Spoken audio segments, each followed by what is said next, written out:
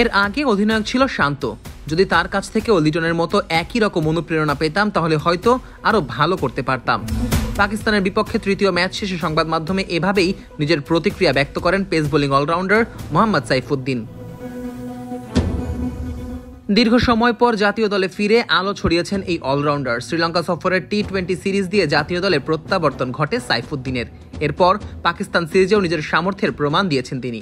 সব মিলিয়ে 2 সিরিজে 3 ম্যাচ খেলে 7.10 ইকোনমি রেটে নিয়েছেন 4টি উইকেট। পাশাপাশি ব্যাট হাতেও দিয়েছেন কার্যকর উপস্থিতি। পাকিস্তানের বিপক্ষে শেষ ম্যাচে দলের হয়ে সর্বোচ্চ রান এসেছে তার ব্যাট থেকেই।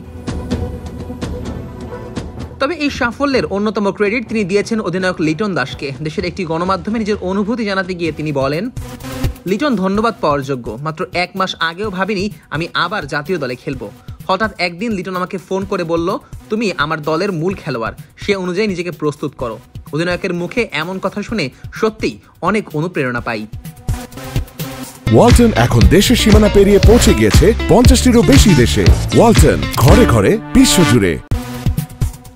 নিজের পারফরমেন্সে প্রত্যাবর্তনের ছাপ রাখতে পারলেও সাইফুদ্দিনের কণ্ঠে ছিল একটুখানি আক্ষেপও। বাংলাদেশের টি-20 দলের আগের অধিনায়ক নাজমুল হোসেন শান্তর সঙ্গে তুলনা টেনে তিনি বলেন, এর আগে অধিনায়ক ছিল শান্ত। যদি তার কাছ থেকে লিটনের মতো একই রকম অনুপ্রেরণা পেতাম তাহলে হয়তো আরো ভালো করতে পারতাম। জাতীয় দলের হয়ে শুরুটা হয়েছিল দুর্দান্ত। দেশের বহুদিনের অপেক্ষা ছিল একজন মানসম্মত পেস বোলিং অলরাউন্ডার খোঁজার, আর সেই জায়গা পূরণ করেছিলেন সাইফুদ্দিন।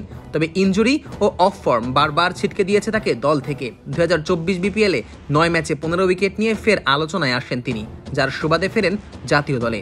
যদিও সেই ফেরাটা দীর্ঘায়িত ছিল না তার জন্য। 2024 সালের মে মাসে জিম্বাবুয়ের বিপক্ষে খেলার পর আবারও বাদ পড়তে হয় সাইফুদ্দিনকে।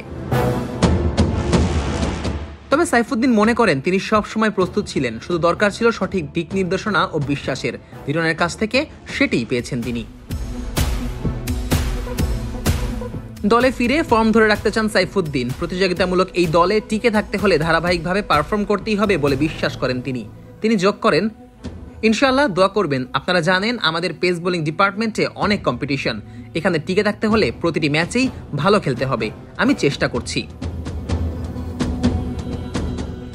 ক্রিকেটের যে কোনো ফরম্যাটেই একজন পেস বোলিং অলরাউন্ডার দলের জন্য বাড়তি মাত্রা যোগ করে। সেই দিক থেকে মোহাম্মদ সাইফুদ্দিন হতে পারে বাংলাদেশের জন্য এক বড় সম্পদ।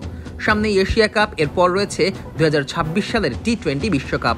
এই দুটি গুরুত্বপূর্ণ টুর্নামেন্টকে সামনে রেখে সাইফুদ্দিন যদি নিজের সেরা পারফরমেন্স তুলে ধরতে পারেন এবং ধারাবাহিকভাবে জাতীয় দলে জায়গা ধরে রাখতে পারেন, তবে তা হবে তার জন্য একটি বড় অর্জন। একই সঙ্গে দলও পাবে একজন অভিজ্ঞ, কার্যকর ও ম্যাচ জয়ী অলরাউন্ডার, যিনি চাপের মুহূর্তে সামনে থেকে নেতৃত্ব দিতে সক্ষম। Nazmus Sakib, on field.